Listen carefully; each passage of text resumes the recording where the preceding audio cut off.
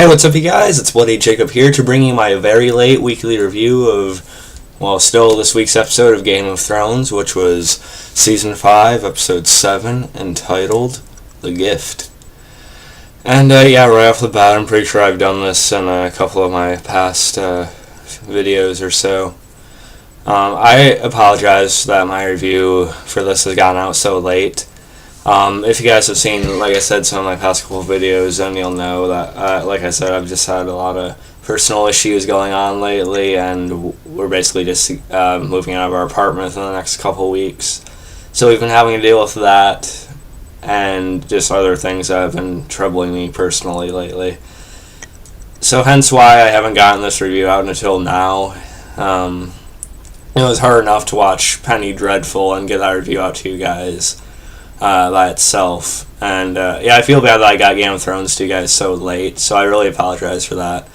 But I was happy to finally watch The Gift. I thought it was a very good episode. Both Game of Thrones and Penny Dreadful have such a really, really fine consistency to it. I know I say I prefer Penny Dreadful, but Game of Thrones still very well delivers and can still be right up there and debatable against it. So, this week's episode had quite a lot happen in it, or quite a lot of, let's say, characters involved with the episode. Like right from Winterfell, we get a really good scene between Sansa and Theon. Sansa sort of trying to, bring Theon back, basically. She doesn't fully know, what Theon is for, what Ramsay put Theon through, to turn him into that Reek type of character. But, obviously she sees he's damaged, and she's trying to, bring that Theon Greyjoy side out of him, give him back his pride so he can help her.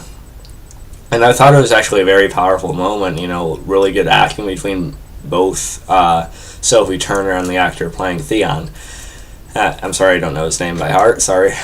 But, so I thought that was all really good, and as well as Sansa sort of confronting, not confronting, but, sort of, talking to Ramsay and, actually kind of standing up to him, even after what he did to her, with what we saw in, Kill the Boy. Not Kill the Boy, I shouldn't say Kill the Boy. In the last episode, episode 6, I forget the title of that episode right now. But you guys know what I mean. Episode 6, of course, what Ramsay forced Theon to watch, as he did to Sansa.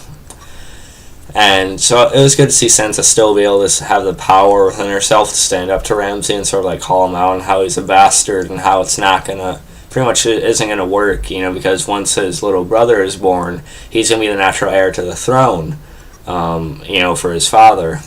Not Ramsay anymore, because as we know, Ramsay is actually a bastard. Ramsay Snow. Ramsay does point out that her brother, her bastard brother, Jon, rose to become Lord Commander of the Night's Watch, and he's a bastard, and look what he was able to accomplish. Sansa sort of rubs it in his face that he's not really going to ascend to the level of power that he is.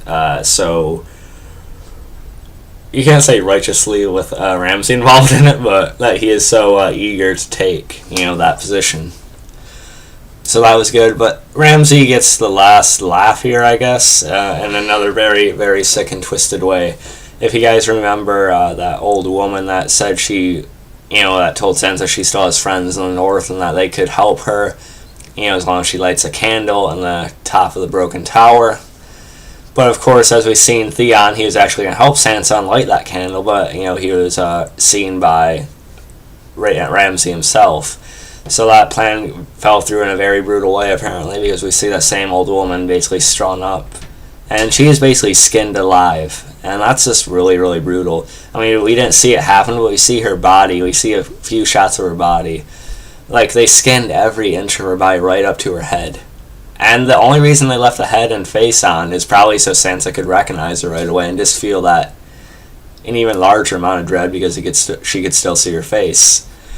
That's just really brutal, very dark. But again, nothing you can put past Game of Thrones nowadays. And it's still realistic, to the situation. Yes, it's realistic to what Ramsay would do. It's not above anything, he's done before. So, yes, very dark, very twisted. And I just hope the season sort of ends with maybe Theon helping Sansa even more so, and maybe, hopefully, Stannis finally invading Winterfell, and hopefully Ramsay and his father are both killed. That's what I'm hoping for. So yeah, kind of hoping for that sooner rather than later, so that was good.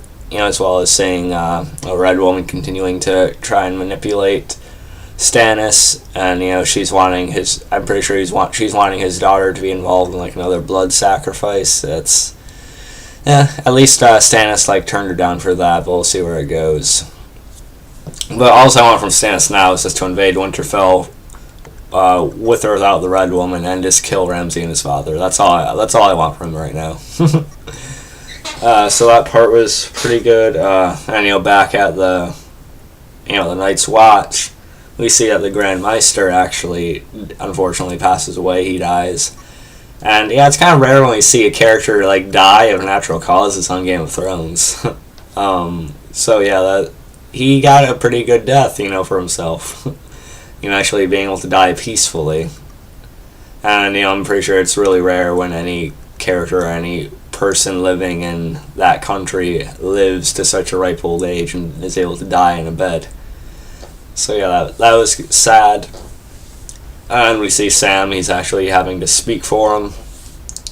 Jon is away, bringing, going back to the wildlings to negotiate, how they should work together for the threat that is, pursuing them, for the threat that will be more apparent, in the form of the White Walkers at some point or another later in the series. And, one of the other best parts of the episode actually involved Sam, as he is talking to Gilly, and Gilly is unfortunately confronted by two members of the Night's Watch that are obviously very drunk, and they basically attempt to rape her until Sam steps in, of course. And he has this more courage than he did a few seasons ago, for sure. And even though he knows he probably can't kill or even beat these guys up, he's still gonna stand up for the girl he loves and the girl he's trying to protect.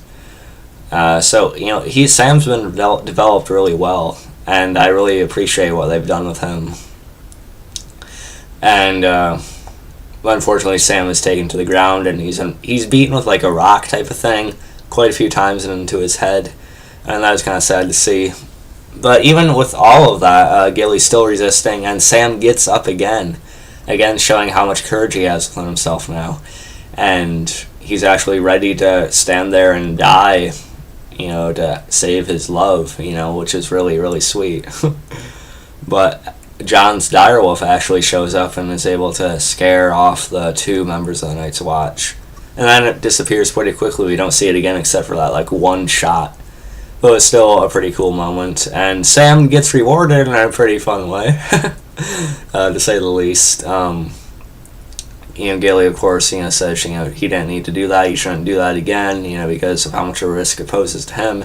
And now she wants Sam to be around, for little Sam, of course, their child, of course, the baby, not their child, but, and, Sam gets laid. That's actually pretty cool for him, I'm happy for him. And, so that part is actually pretty awesome, just seeing, like I said, Sam showing them large amount of courage that probably some of our more main characters don't always have for themselves. So I'm very proud of that for the character. And let's see what else. I know what else I want to talk about, but I'm just trying to figure if there's anything else I want to think of before I get to the more main part of it. Excuse me. Of course, we see Brienne looking into Winterfell. So hopefully she's going to come in there and actually do something to help Sansa, but we'll see. Let's see. Okay, no. If I forget something, I'll either put it in the annotations, or hopefully one of you guys will comment below and let me know. And, okay. So, we see Tyrion and Jorah still being brought back to the queen, by the slavers, the ones who wanted to cut off Tyrion's cock for the cock merchant. But of course, Jorah was able to sell himself because of all his years and years of combat experience, so he could fight in the fighting pits. And the slavers didn't expect, Daenerys to be watching, observing that first initial fight that they had. But she does. She stands there, she sits there and observes it. And she's not a fan. She's still not very much a fan of this. She might still hold the fighting pits, because of what it could do. Now it could tie the rest of her area together. But of course, she's obviously and clearly still struggling with allowing the fighting pits to go on. But yeah, we see all the guys start fighting, all the slaves, and there's this bald, more muscular one that's sort of dominating. And then Jorah realizes that the Khaleesi is actually watching, and he comes out there and he puts on a helmet, all badass, and he just lays out every single one of them that comes at him, every single one of them that he walks past. He just knocks them out within a couple moves. The main guy that was dominating that I told you about, he basically gets knocked out with 1 or 2 hits. Knocked out if not killed. And then Jorah removes his mask, and of course, not Sansa, wow. But Daenerys wants him taken away immediately. But, Jorah says he just wants him on over time, and, he brought a gift for her. And Tyrion is actually able to free himself, with the help of that bigger guy who just, axed his chain in half. I thought that was pretty funny.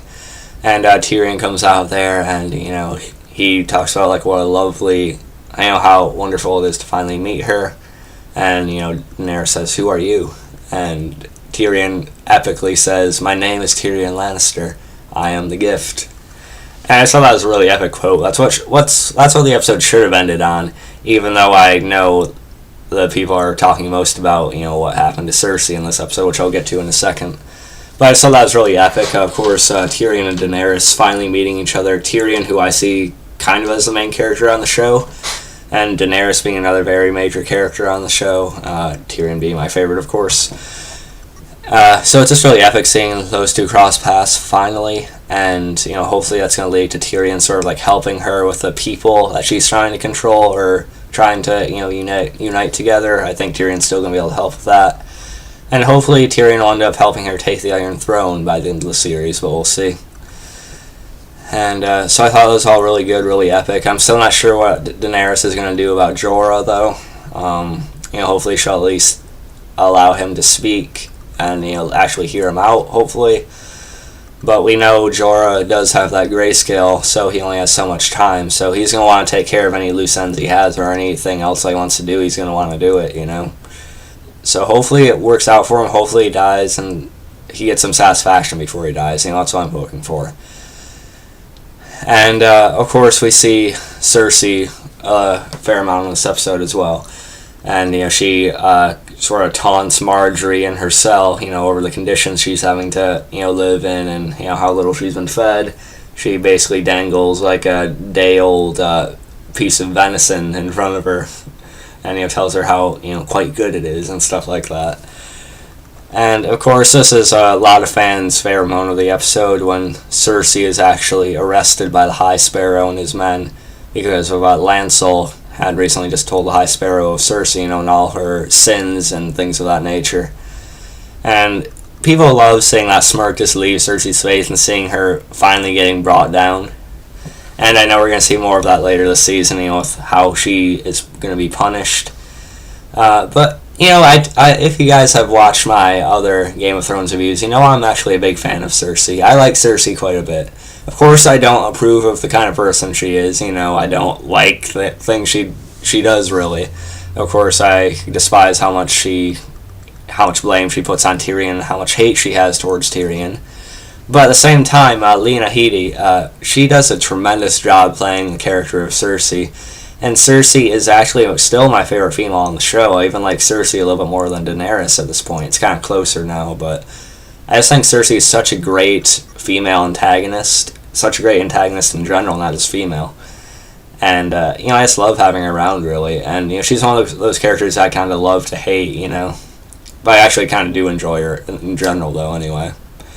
But yes, it was satisfying finally to see her get some of what she's due.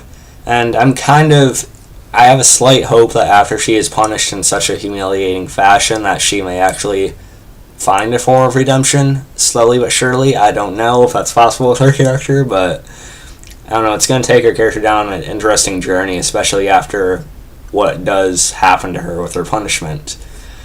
So, yeah, I'm very interested to see where her character goes for the rest of the season, for the rest of the series, really. I want to see her killed off, I want to see her fully develop into something different, hopefully, we'll see. But, oh yeah, and something else we see back at Dorne, Jaime and Bronn being held. Of course, the Sand Snakes. Well, Jaime is actually able to talk to Marcella, and of course, she's not aware that he's actually her father. And she tells him how happy she actually is there, and how it's been her home for a few years now. She's used to it, and she likes it. And then we see Bronn. He's being taunted by the Sand Snakes, one in particular, who actually strips and tries to get him to talk about how she's the most beautiful woman he's ever seen in Dorne. And we find out that one of the Sand Snakes actually scraped him with that knife. It was actually poisoned, and she thankfully tosses him the antidote. I'm not sure what her point was, but she says how handsome he is too, of course. So it was a pretty fun scene, I guess. But yeah.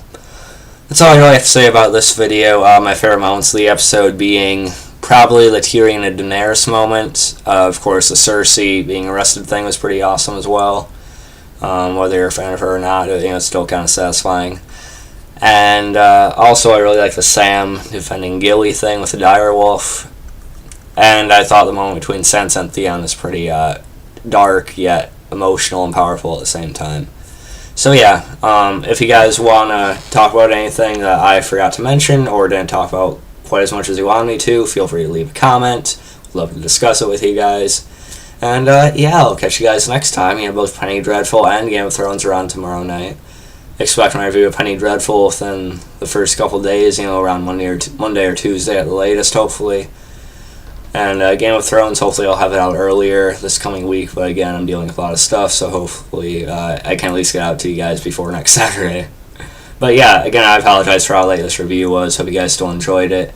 And yeah, catch you guys next time, and peace.